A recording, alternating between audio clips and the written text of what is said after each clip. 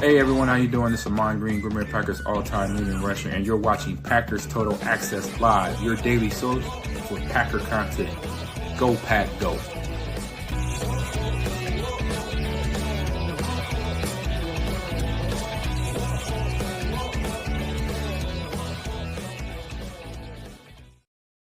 What's up, guys? Welcome into Packers Total Access. My name is Clayton. You can check us out on Packernet.com. Find me on Twitter at Packers_access. Just wanted to bring you guys and gals a quick little live stream midday. Had a little extra time, and boy, oh boy, just listening and following along on social media to the Packers Seahawks joint practice got me all amped up. I want to get in here and talk a little ball. Just a short little episode for you all, and we're going to dive into the fight that occurred just a few minutes ago or earlier this afternoon, I should say.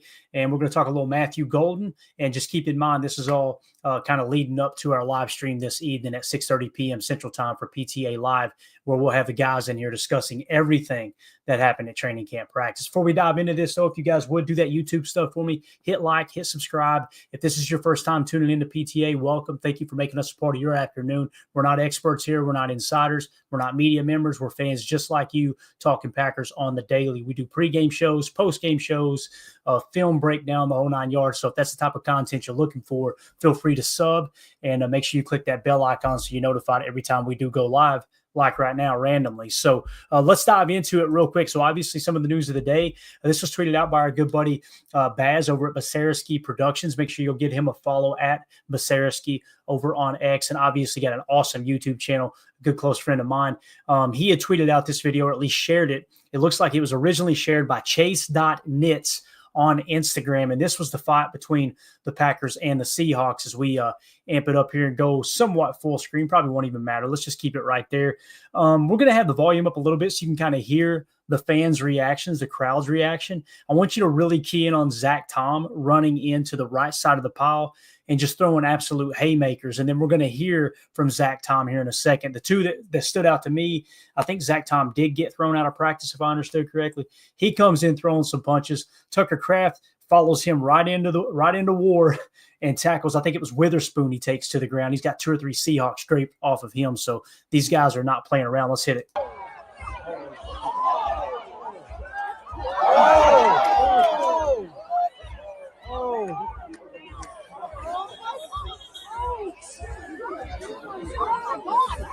Oh my God.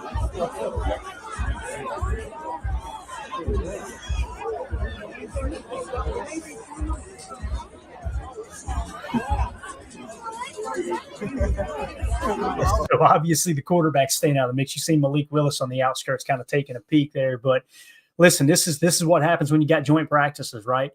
It's nice to get work in against, ones versus ones and that type of thing, but boy, tempers are going to flare. You guys know the new norm across the NFL. They used to do 2 joint practices when teams would come into town. Now they've limited it to 1 to prevent fights like this, but it's obviously still going to happen, especially when it's hot out there, everybody in full pads. But again, you see at the beginning of this video, Zach Tom comes in, and here's what's crazy. Like Zach Tom, anytime we hear him speak to the media, he's very even keel. He's very just cool-mannered, seems like a really calm dude. It's obvious when he feels like something's happening to one of his boys in the huddle, he's going to come out swinging. As you see, throws a punch there, goes back, throws another punch, throws another punch.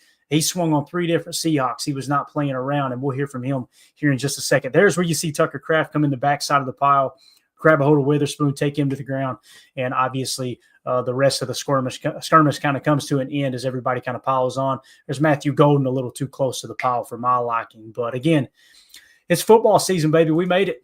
We are here. So let's take a peek now into what Zach Tom said that set him off. And the volume is a little low on this video. Hopefully you guys can hear it. This was tweeted out by Matt Schneidman in the Packers locker room immediately following practice. Let's hear what Zach Tom had to say, and I'll try to clear it up for y'all if the volume is too low and read the tweet here. Here we go. I mean, they were in our huddle, and I saw somebody to my left got hit, so I just read it. Really nothing. We were in our huddle, and they were in our huddle.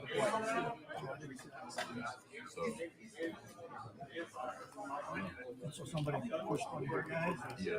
I'm not sure who he pushed, but I saw him jump over, like jump over the top of somebody and hit one of our guys. So I just reacted that way. I'm telling you, man, you guys know what it was like growing up.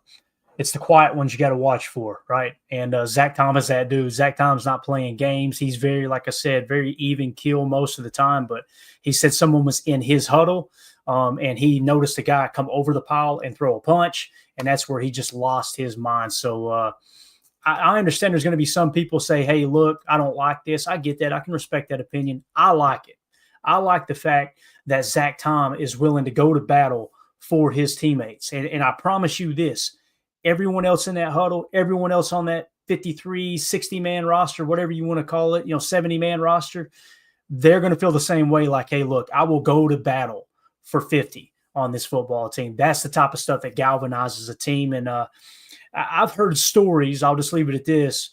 I've heard stories of teams planning a fight, certain players planning a fight, like, hey, we don't like where the level is of our team right now. We need to amp it up. I'm going to go add some juice right now.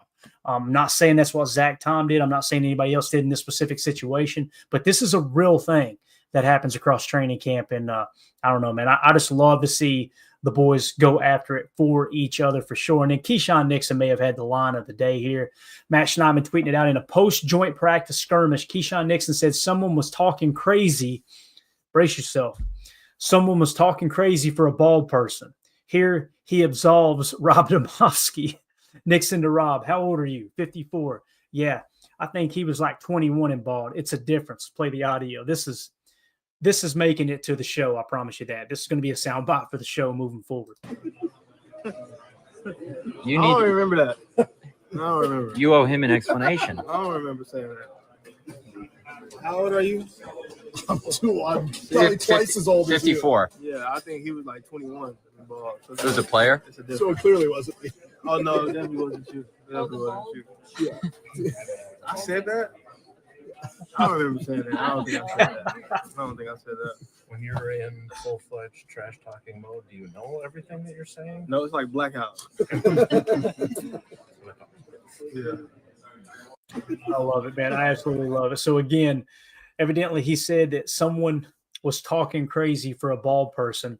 And of course, Keyshawn Nixon to Rob, because they were like, hey, man, what about Rob over here? He's bald, right? How old are you? 54. Yeah. I think he was like 21 and bald. It's a difference. So again, man, even after the fight, vibes are high for Green Bay. And why not be high? I'm just telling you right now, Matthew Golden seems like the real deal. Want to give a shout out to who shared this video at Alec_332 over on X, shared this clip. And guys, how many teams is Matthew Golden going to have to do this to in the preseason and in joint practices before people start to go, all right, maybe he's a dog? Because listen, I've been leading the charge too, talking about this guy. He's showing all these flashes, but it's just training. Well, it's just OTAs, guys, right? It's just training camp, guys. It's just joint practice. It's just a preseason. Like, this dude he seems like the real deal. We're going to show you a clip here of him absolutely cooking a DB on the Seahawks, and you'll see quick release, little non-fade route, little hand separation there at the end, and just a beautiful job. The thing that gets me is this looks like a veteran move as he gets on down the line. You just that subtle push. As soon as 37 engages and tries to hook his arm, it's fair game. Typically, the officials will see one person hand fight, they'll throw the flag. If one hand fights and the other kind of rebuttals, they'll let it go. Matthew Golden seems like the real deal here. He does. And again, this is the speed we talked about. This is the separation. Notice the feet there, the little stutter step. Get outside shoulder, get that outside leverage, and then just take it to the house and absolutely cooks the DB. So you love to see this. That's a veteran move right there. As soon as the DB puts his hand on him, just give him a little shove. The officials are going to let that go if the DB engaged first. If the DB kept him hooked and Matthew Golden tried to catch it and threw his arms up and couldn't get the ball, probably going to get a PI called, right? But I love the way he just, all right, you want to hook? That's cool. Just a little shove and we're gone. So, again, going through the draft process, one of the things about Matthew Golden, he clocked into the 4.240 at the combine. And people immediately said, well, he's not that fast on the football field. Well, I don't see that top end speed. Yeah, he's got good footwork. He's got quick feet, but is he really that fast? How many times are we going to see this? Packer on Packers, right? in training camp. We seen him cooking people deep all camp long. Then we seen it in joint practice against the Seahawks, working out routes. Footwork looked amazing. Now you're seeing him beat the Seahawks deep on a 9 route, a go route here with a little hand separation. Matthew Golden's got the speed. It seems like it is as advertised, and the late hands right here, beautiful. You'll notice the DB didn't even get a chance to swat at it because he showed late hands. Matthew Golden showed late hands, kept his hands down so he couldn't tip when the ball was being delivered.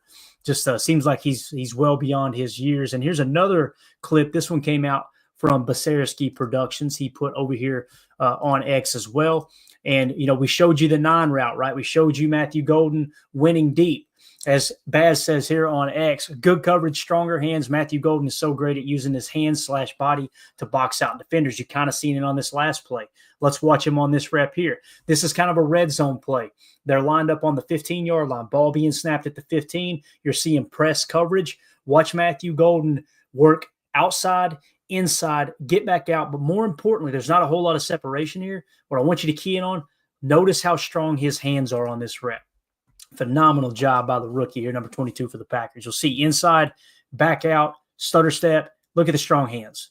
I mean, that's the type of stuff we're talking about. The hands catch, let's slow it down here too. Let's go about half speed here. Watch the hands at the end right here, guys. It's strong hands catch.